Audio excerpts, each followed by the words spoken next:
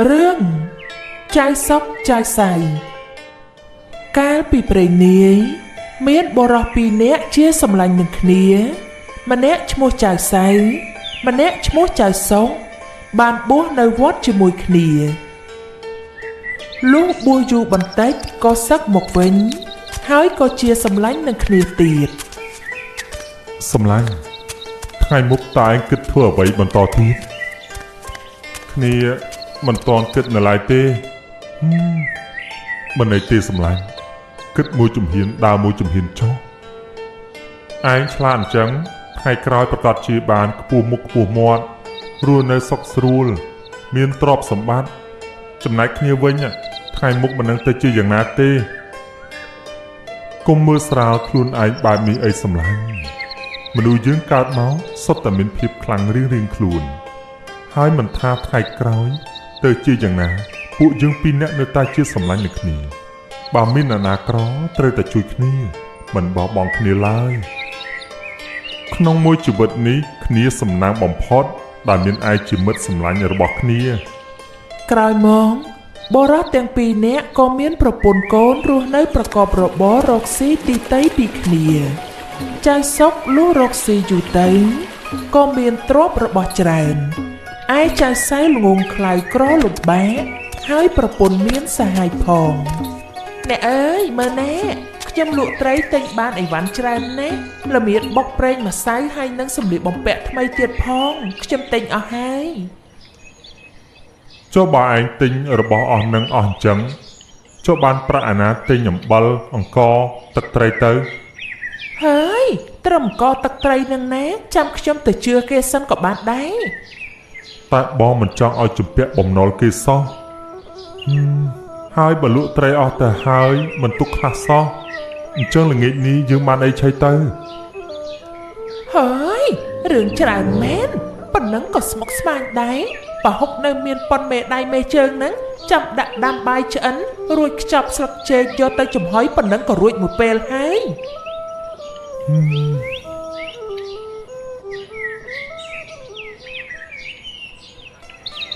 ចៅសុកពេលដឹងថាប្រពន្ធចៅសៅមានសហាយហើយក្រលំបាកដូច្នោះក៏ធ្វើដំណើរពីចម្ងាយទៅសួរសុខទុក្ខចៅសៅមានអ្នកណាទៅផ្ទះដែរទេអ្នកណាមករកស្អីថ្មនេះសម្លាញ់សងតាត្រូវឲ្យសម្លាញ់គឺគ្នាដើរកាត់ពីស្រុកមួយមកភូមិមួយសួរអ្នកនេះសួរអ្នកនោះលំបាកណាស់ទម្រាំតែរកឃើញផ្ទះឯងនិយាយអញ្ចឹងសម្លាញ់ឯងខានជួបគ្នាយូរសុខទុក្ខយ៉ាងណាដែរគ្នាសុខទុក្ខធម្មតាទេគ្រាន់តែរមួយថ្ងៃរួមមួយថ្ងៃតែប៉ុណ្្នឹងឯងចៅសុកដល់ឃើញចៅសៅក្រលំបាកដូច្នេះក៏មានគំនិតបបួលចៅសៅទៅរកស៊ីសម្លាញ់ឯងគិតយ៉ាងម៉េចដែរបើខ្ញុំចង់បបួលឯងទៅរកស៊ីជាមួយគ្នាយ៉ាងហោចណាស់ជីវិតរបស់ឯងអាចនឹងបានល្អប្រសើរជាងនេះសម្លាញ់និយាយពិតមែនណាខ្ញុំមិនចង់រស់នៅបែបនេះតទៅទៀតដែរបានរកស៊ីជាមួយឯងខ្ញុំសប្បាយចិត្តណាស់អញ្ចឹងប្រសើរណាស់តែមិនថាមានរឿងអ្វីសម្លាញ់ត្រូវតែស្ដាប់តាមពាក្យរបស់ខ្ញុំល្អគ្នាស្ដាប់តាមឯងគ្រប់យ៉ាងចៅសៅក៏យល់ព្រមតាមពាក្យរបស់ចៅសុកចៅសុកក៏បបួលចៅសៅទៅកាប់ឈើធ្វើក្តាមម្ជូរលក់ចៅសៅតាមពាក្យចៅសុកក៏យល់ព្រមទៅជាមួយគ្នាកាលពីមុនគ្នាមកកាប់ឈើធ្វើអស់ទុកគ្រាន់តែយកទៅលក់ផងទុកប្រើខ្លួនឯងផងតែឥឡូវឯងបបួលគ្នាកាប់ឈើធ្វើក្តាមម្ជូរគិតទៅក៏ម្យ៉ាងដែររបស់លក់ម្ជូរបែបនេះកម្រនឹងមានអ្នកណាធ្វើណាដូច្នេះហើយបើយើងចង់លក់គឺមិនពិបាកនោះទេឯងនេះចំជាឆ្លាតមែនគ្នាសុំសរសើរឯងតែម្ដងមិនហ៊ានទទួលទេសម្លាញ់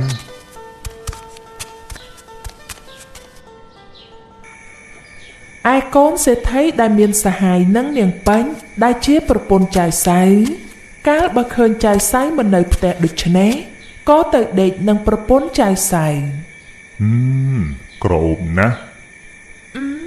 កុំធ្វើអញ្ចឹងម៉ែបងគួរតែឆាប់ត្រឡប់ទៅវិញបើបងសៅមកឃើញច្បាស់ជាវីវមិនខានទេ ទៅខ្វល់ធ្វើស្អីអាប្តីអត់បានការនឹងរាល់ថ្ងៃចិត្តតែកាប់អស់នឹងរកត្រីវាមិននឹងអាចថ្នាក់ថ្នមអូនបានល្អដូចបងទៅបាននៅជាមួយបងបែបនេះអូនមានសេចក្តីសុខខ្លាំងណាស់មិនដូចជាប្តីអូនទេក្រក៏ក្រហើយសាំញ៉ាំច្រើនទៀតគួរឲ្យធុញខ្លាំងណាស់អូនកុំអារម្មណ៍អីឲ្យតែមានឱកាសបងនឹងកំចាត់វាភ្លាមហើយពួកយើងទាំងពីរនាក់នឹងបានរស់នៅជាមួយគ្នាជាក់ជាមិនខានជារៀងរាល់ថ្ងៃរាល់ពេលចៅសុកនិងចៅសៅធ្វើបានក្តាមមឈូសមួយហើយនាយទាំងពីរក៏យកមកដាក់ក្នុងផ្ទះចៅសៅហើយទៅធ្វើក្តាមមឈូសទៀតអ្នកខ្ញុំយកមឈូសមកទុកនៅទីនេះសិនព្រឹកស្អែកទើបពួកបងសែងយកទៅលក់អ្នកជួយមើលឲ្យស្រួលបួផងខ្ញុំនឹងអ្នកសុកទៅព្រៃរកកាប់ឈើសិនហើយព្រឹកបន្តិចទើបត្រឡប់មកវិញមិនអីទេអ្នកទុកចិត្តចោះខ្ញុំនឹងមើលការខុសត្រូវក្នុងផ្ទះឲ្យបានល្អតោះសម្លាញ់យើងឆាប់ចេញដំណើរទៅនឹងអាចឆាប់ត្រឡប់មកវិញចំណែកឯកូនសេដ្ឋីពេលឃើញនាយសៅចេញទៅកាប់ឈើដូច្នេះក៏ទៅដេកនឹងនាងពេជ្រដូចសពដងទៀតលុះធ្វើដំណើរដល់ពាក់កណ្ដាលផ្លូវ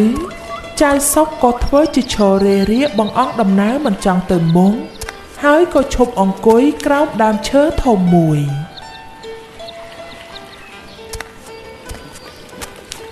មិនក៏ស្ងាត់ហើយអញ្ចឹងចុះអាណាអ្នកសុកហេសំឡាញ់ហេតុអីក៏មកអង្គុយនៅត្រង់នេះទៅវិញនៅសុកគ្នាស្រាប់តែឈឺក្បាលងឹតមុខមិនដឹងទេទើបមកអង្គុយនៅត្រង់នឹងសិនទៅបើឯងមិនសួរខ្លួនដូច្នេះពួកយើងគួរតែត្រឡប់ទៅវិញពេលសម្លាញ់បានធូរហើយសឹមទៅកាប់ឈើបន្តល្អណាស់សម្រាប់ថាបែបនេះចុះពេលមកដល់មុខផ្ទះចៅសៅចៅសុកខំដើរប្រញាប់មកមុនហើយស្រែកហៅប្រពន្ធចៅសៅឲ្យបើកទ្វារនឹងពេជ្របើកទ្វារសំឡាញ់ឯងគួរអីក៏គួរចឹងនេះឯងមិនស្រួលខ្លួនខ្លាំងមែនទេត្រូវហើយគ្នាឈឺក្បាលស្ទើរតែផ្ទុះទៅហើយទើបចង់ឆាប់ទៅសម្រាយបានធូរបន្តិចអញ្ចឹងទេតែមិនបានជាប្រពន្ធគ្នាមិនទាន់បើកទ្វារទៀតអ្នកបើកទ្វារតិចមកពួកបងត្រឡប់មកវិញហើយឯកូនសេដ្ឋីឮចៅសុកនិងចៅសៅមកដល់មាត់ទ្វារផ្ទះដូច្នេះក៏ផិតភ័យណាស់ព្រោះរត់ពុំរួចវីវ៉ហើយធ្វើយ៉ាងម៉េចទៅក្រែងអូននិយាយថាព្រឹកស្អែកទៅពួកវាត្រឡប់មកវិញមិនអញ្ចឹងហេតុអីពេលនេះពួកវាបែរជាមកឈរនៅមាត់ទ្វារទៅវិញអូយហើយខ្ញុំមិននឹងដឹងទៅកុំនិយាយច្រើនអីឆាប់រកកន្លែងលាក់ខ្លួនភ្លាមទៅហើយឲ្យទម្លាក់ខ្លួននៅកន្លែងណាបើផ្ទះតូចដល់ថ្នាក់នេះត្រូវហើយបងចូលលាក់ខ្លួនក្នុងមឈូសក្បែរនោះសិនពេលពួកគេចាក់ចេញចាំបងត្រឡប់ទៅវិញនាងពេជ្រឲ្យសហាយចូលដេកក្នុងក្តាមមឈូសហើយទៅបើកទ្វារឲ្យចៅសុកនិងចៅសៅចូលទៅក្នុងផ្ទះនាងពេជ្រនាងធ្វើស្អីយូរម្ល៉េះពេលនេះទើបតែមកបើកទ្វារអញ្ចឹងខ្ញុំដេកលក់មួយសបកទៅមិនបានលឺអ្នកទាំងពីរគោះទ្វារតែមិនក៏អ្នកទាំងពីរត្រឡប់មកវិញអ្នកសុកឈឺក្បាលខ្លាំងទើបនាំគេត្រឡប់មកសម្រាប់វិញអ្នកទៅដំណាំបាយខ្ចប់ប្រហុកឲ្យបងនិងអ្នកសុកឆៃផងចាអ្នកចៅសៅប្រាប់ឲ្យនាងពេជ្រទៅដណ្ដាំបាយឯចៅសុកដោយដឹងថាសហាយនាងពេជ្រដេកក្នុងក្តាមមឈូសក៏ប្រាប់ទៅចៅសៅសំឡាញ់ឯងទៅរកផ្ដៅមកចងក្តាមមឈូសនេះទុកទៅក្រែងលោមានចោលមកលួចចាំគ្នាទៅរកចៅសៅពុំដឹងថាប្រពន្ធមានសហាយក៏ធ្វើតាមពាក្យចៅសុកបង្គាប់ យកខ្សែមកចងក្តាមមឈូសទង់ពេលចងរួចស្រេចហើយក៏យកដៃគោលបោះថែមទៀត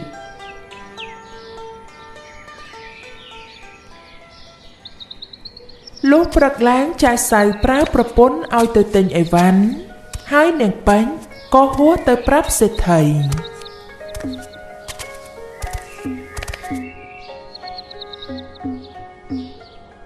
លោកសេដ្ឋីនាងពេជ្រមកសុំជួបលោកទៀនលោកសេដ្ឋីខ្ញុំមានរឿងសំខាន់ចង់ជម្រាបលោក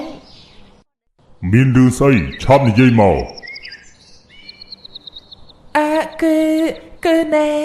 សូមលោកសេដ្ឋីនៅចាំទិញមឈូសត្បិតកូនសេដ្ឋីទៅដេកនឹងខ្ញុំហើយប្តីខ្ញុំអត់តាន់ទើបគាត់រត់ទៅលាក់ខ្លួនក្នុងមឈូសឥឡូវនេះប្តីខ្ញុំសែងយកមកលក់ព្រឹកនេះហើយថាម៉េចហើយអានេះវានាំរឿងឈឺក្បាលឲ្យយើងតតែបានអាចើតឯងឆាប់ទៅចាំមើលបើឃើញនរណាសែងមឈូសមកលក់ត្រូវប្រញាប់មកប្រាប់យើងចំណែកនាងត្រឡប់ទៅវិញចុះចាលោកសេដ្ឋីមិនយូរប៉ុន្មានចាយសុកនិងចាយសៅក៏សែងក្តាមមឈូសមកលក់ស្រែកពពាយនាយមកដល់មុខផ្ទះសេដ្ឋីមានអ្នកណាចង់ទិញក្តាមមឈូសទេអេអ្នកទាំងពីរឈប់សិនអូលោកសេដ្ឋីចង់ទិញក្តាមមឈូសមែនទេត្រូវហើយតើលោកលក់តម្លៃប្រមាណអញ្ចឹងចូលលោកសេដ្ឋីចាក់ប្រាក់នៅលើដីឲ្យស្មើនឹងមឈូសនេះទើបខ្ញុំព្រមលក់មឈូសនេះឲ្យទៅលោកហ៎ថាមើលលោកដូចជាលេងសើចជ្រុលពេកហើយខ្ញុំមិនបានលេងសើចទេបើលោកសេដ្ឋីមិនចង់ទិញខ្ញុំក៏មិនបង្ខំលោកដែរតើយើងទៅសម្លាញ់ជប់សិនមកឈូមួយនេះខ្ញុំទិញអាចឆោតឆាប់ទៅប្រាប់ពួកបាវព្រាវឲ្យទៅជញ្ជូនប្រាក់ក្នុងហប់ខាងលើផ្ទះធំយកមកចាក់នៅត្រង់នេះមកបាទលោកសេដ្ឋីសេដ្ឋីប្រើខ្ញុំកំដរឲ្យទៅយកប្រាក់មកចាក់ស្មើនឹងមឈូសដើម្បីប្រគល់ឲ្យចៅសុកនិងចៅសៅព្រោះខ្លាចកូនរបស់គាត់ថប់ដង្ហើមស្លាប់ហើយចៅសុកនិងចៅសៅក៏យកប្រាក់ទាំងអស់នោះត្រឡប់មកផ្ទះវិញក្រោយមកចៅសៅក៏យកនាងពេញធ្វើប្រពន្ធដូចដើមចំណែកនាងពេញឃើញប្តីរកស៊ីបានសមប្រកបដូច្នេះក៏លែងមានគំនិតផិតក្បត់តទៅទៀតអូសទូកមិនឲ្យរអាមចាប់ត្រីបានមិនឲ្យល្អក់ទឹក